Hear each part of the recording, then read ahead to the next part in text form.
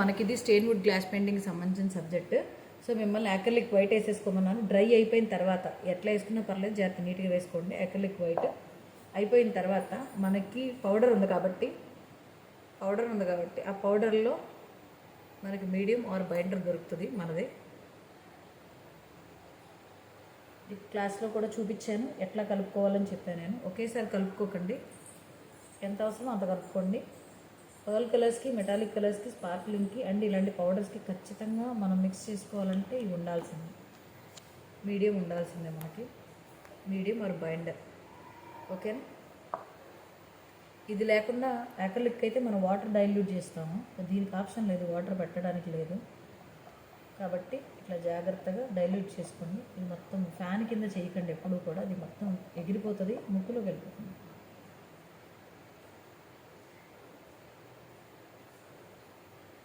ఇది కలుపుకోవడం కూడా జాగ్రత్తగా చూసుకోండి.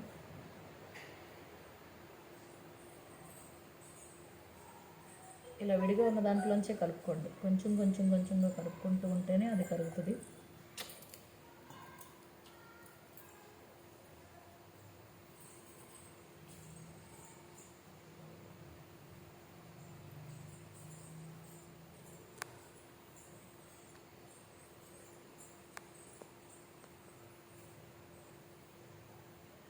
కలుపుకోవడం చాలా టైం తీసుకుంటుంది, బట్ అందుకనే నేను మీకు జాగ్రత్తగా వీడియో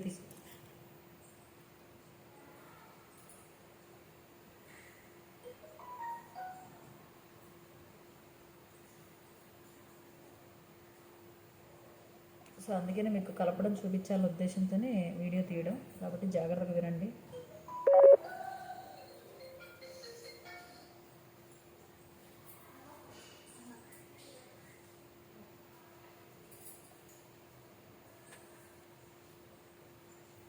మీరు కొంచెం పౌడర్ తీసుకుంటూ ఉండాలి, అండ్ మీకు ఎలా ఉపయోగపడుతుందని చూసుకోండి. ఏదైనా మనం మ్యూరల్స్ కానీ అలాంటివి ఏమన్నా హైలైట్ చేసేటప్పుడు కొంచెమే తీసుకోండి, పౌడర్ కానీ బైండర్ కానీ ఎంత అవసరం అంత తీసుకోండి. సో ఇక్కడ కూడా మీరు జాగ్రత్తగా ఒక డైరెక్షన్లో వాడండి, పలచగా అయిపోకూడదు.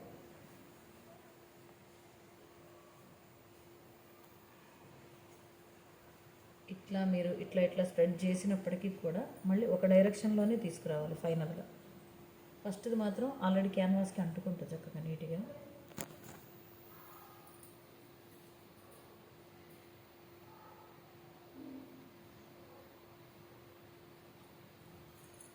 చూడండి, నేను ఎంత కలిపాను అయినా సరే మనకు అది సరిపోలేదు.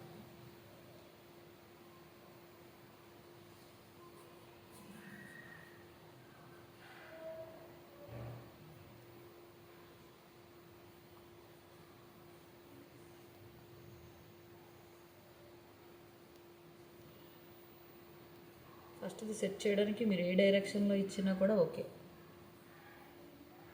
అలా అని మీకు తక్కువ కనుక బైండర్ కనుక యూజ్ చేస్తే పౌడర్ తొందరగా ఎక్కువ డ్రై అయిపోతుంది.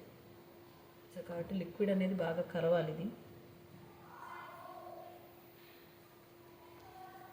ఇది ఎందుకు దీనికి అక్రిలిక్ వైట్ వేసి మళ్ళీ ఎందుకు వేసిన అంటే డైరెక్ట్ క్యాన్వాస్ మీద వేసినప్పుడు హోల్స్లోకి వెళ్ళిపోతుంది, సో ఎక్కువ ఎలివేట్ అవ్వదు. అందుకని కింద బ్యాక్గ్రౌండ్ వైట్ యూస్ చేస్తాం, అది ప్రైమర్ కోట్ లాగా యూస్ అవుతుంది అనమాట.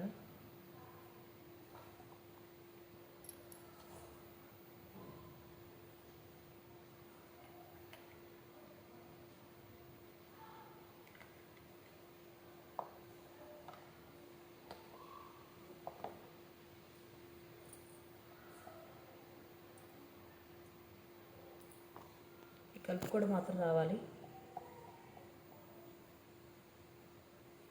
ఫ్లాట్ బ్రష్ తీసుకోండి, కొంచెం పెద్దది తీసుకోండి చాలు. నేను ఫ్లాట్ బ్రష్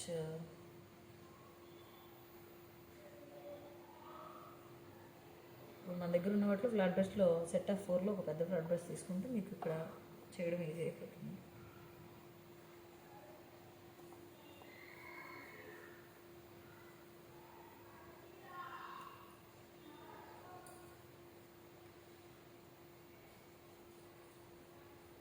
ఏదైనా ఒక డైరెక్షన్ తీసుకోండి. ఇక్కడ చూడండి, బ్రష్ ఇట్లాగా అండ్ ఇట్లాగా వెళ్తుంది, ఒక డైరెక్షన్ తీసుకోండి. డ్రై అయిపోయిన తర్వాత బ్రష్ కదలదు, డ్రైగా ఉన్నప్పుడు మాత్రం.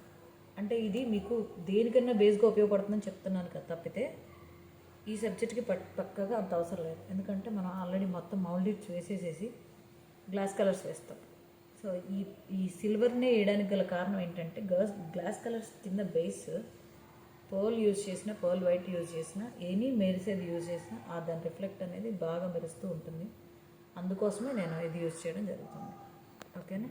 డ్రై అయిపోయిన తర్వాత మనకి ఏం కనిపించదు. మనం బ్రష్ ఎన్నిసార్లు ఇంప్రెషన్స్ ఇచ్చామంటే కొన్నిసార్లు ఇలా కనబడుతుంది, డ్రై అయిన తర్వాత కనిపించదు. అంత నాట్ నీడ్. ఓకేనా. ఈ బేస్ ఇలా తయారు చేసుకోండి. మీకు నెక్స్ట్ సబ్జెక్ట్లోకి వెళ్దాం. డ్రై అయిపోవాలి బాగా. ఇది డ్రై అయిన తర్వాత ఒక 1/2 అవర్ వదిలేయండి. ఓకేనా.